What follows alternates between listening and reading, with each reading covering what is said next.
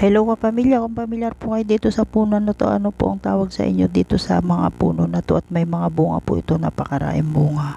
At ito po, kung nakikita nyo, parang bunga ng siniguelas kalalaki at kulay pula din po siya pagka nahinog. Mag-green pa siya pagka hilaw pa o medyo hilaw pa. Kaya ayan kapamilya, kung pamilyar po kayo dito sa bunga na to, anong pangalan po sa lugar po ninyo itong ganitong klase ng prutas. At dito sa lugar namin to, tinatawag po nila itong mansanitas, yung iba cherry, ewan ko kung anong tawag talaga dyan, pero sa pagkakarinig ko dito sa lugar namin, mansanitas daw yung tawag dyan, kasi parang apple na maliliit, pero ito mga kapamilya, napakasarap po nito at matamis po pagka hinog na hinog po yung kanyang bunga. At ito ayan, kumukuha nga po tayo at napakaraing bunga dito sa pangmangkin po ito ni boss, kaya dito tayo humingi. Kaya ayan mga kapamilya, ayan po, at marami tayong nahinging bunga, yung iba ipang tatanim natin. Yan po yung bunga nung mansanitas, at ayan po, tinan nyo po yung mga itsura po niya. Yung iba dyan talagang hinog na, pero masarap na rin po ito mga kapamilya. At ito po ay napakatamis, at ito tinan nyo, napakarain nating nakuha, at yan sinusungkit lang, at napakakapal po mamunga mga kapamilya. Titikman po natin, ayan, hinog po yan mga kapamilya. Yan po yung itsura ng bunga niya kapamilya, at ito may buto po isa, 2 piraso lang yung kanyang buto, at masarap po ito, matamis po ito. Kaya ayan yung ating mansanitas kung tawagin, ewan ko sa inyong lugar ko anong tawag dyan, at masarap po ito. Harvest time ng ating mga gulay, at syempre ito po yung mga hinarvest natin mga kapamilya dun sa ating garden. At yan, kumuha tayo ng ating mga dahon ng saluyot o talbos ng saluyot, sa yung ating mga talbos ng sitaw. Yan po yung kinuha natin sa ating garden, at meron pa rin tayo nakuhang sitaw. Yan yung ating iluluto ngayon, at ihalo natin yung ating sitaw. Syempre dami pong mga blessings ngayon at nakuha natin sa ating garden. Ayan yung ating mga blessings galing sa ating garden. Yan po yung ating iluluto ngayon, at lalagyan natin ng konting asim. Halo-halo na po yan mga kapamilya, yung talbos ng ating saluyot saka yung ating sitaw na turo saka yung talbos ng ating sitaw. At yan marami-rami din tong nakuha nating gulay dun sa ating garden. At yan, libre na naman yung ating mga gulay, fresh from the garden po yung ating mga gulay kapamilya. At ito po masarap na naman yung ating ipiprepare na tanghalian natin. Ayan, at hindi na natin kailangan bumili, at sa garden lang meron tayo. May nakuha pa tayong binhing talong doon sa ating garden, at yan itatabi natin para next na magtanim tayo, meron na tayong pangpunlang talong. Ayan po yung ating nakuha sa ating garden.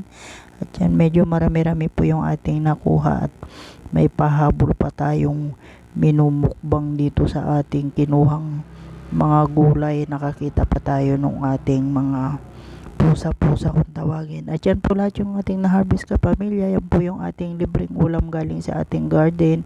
At yan ipiprepare na natin, at makapagluto na tayo ng ating tanghalian. Ayan kapamilya, at maganda po talaga pag meron tayong mga pananim na ganito, at yan libre na lang natin nakukuha sa ating mga garden. Kaya maganda po may mga pananim tayong mga ganyan, at yan ang ating mga na-harvest. Thank you so much po mga kapamilya.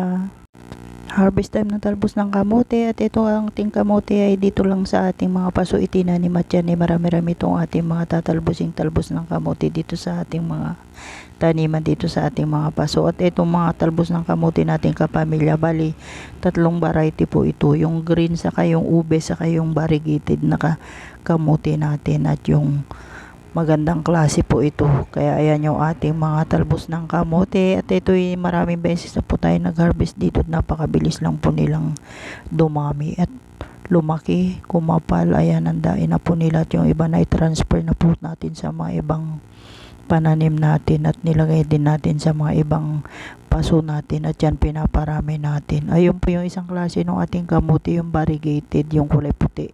Kaya ayan, bali 3 klase po yung ating mga naitanim na kamote rito mga kapamilya. Ayan po yung ating ubi at yung kulay puti. Masarap po itong mga to kapamilya, at ilalagay natin sa ating sinigang na isda. Yan po yung ating iluluto ngayong kapamilya. Yan po yung ating mga talbos ng kamote. Maganda po pag may mga tanim tayo mga ganito, kahit nasa paso lang kapamilya, kagaya niyan, kailangan natin kumukuha lang tayo dito sa ating mga tanim dito sa may paso natin. Kaya ayan yung ginagawa natin. At syempre yung mga malalaking talbos ng ating kamote o yung pinakasanga nila, pinuputol po natin yan, yung pinagkuhanan natin at itinatanim ulit din natin sa mga ibang paso pa natin para yan dumami. Kasi napakabilis po nitong paramihin kapamilya. Lalo na pagka ganitong laging nag-uulan maya't maya nagtatalbos tong ating kamote. Kaya pagka kailangan natin, andyan lang sila. Masarap po kasi ihalo to sa mga isda o kaya sa mga baboy pagka nagsisigang tayo. At meron din tayong mga kangkong dito sa tabi ng ating mga pananim. Kaya mainam po talaga pag may mga pananim tayo na ganyan at anytime na kailangan mo nasa tabi mo lang. Kaya yan yung ating kinukuha, fresh from the garden yung ating mga kinukuha. At yan maganda pag may mga ganito tayong mga pananim. Lalo na itong mga ganitong klase ng tanim mga pamilya, napakadali lang pong buhayin itong mga to at hindi na natin kailangang i-maintain pagka naitanim mo lang dyan sa mga paso o kaya sa mga sirang galon. Pwede mo nang itanim dyan at yan wala pong maintenance yan at yan once na kinukuha na mo lalo naman silang kumakapal. Kaya napakabilis lang nilang paramihin. Kaya ito yung ginagawa natin. Pagka nagtatalbos tayo, kinukuha rin natin yung mga ibang sanga niya na pinagtalbosan natin. Inililipat naman natin sa mga ibang paso at yan yung itinatanim natin sa iba pang mga lalagyan. Kaya napakabilis nating maparami yung ating mga talbos.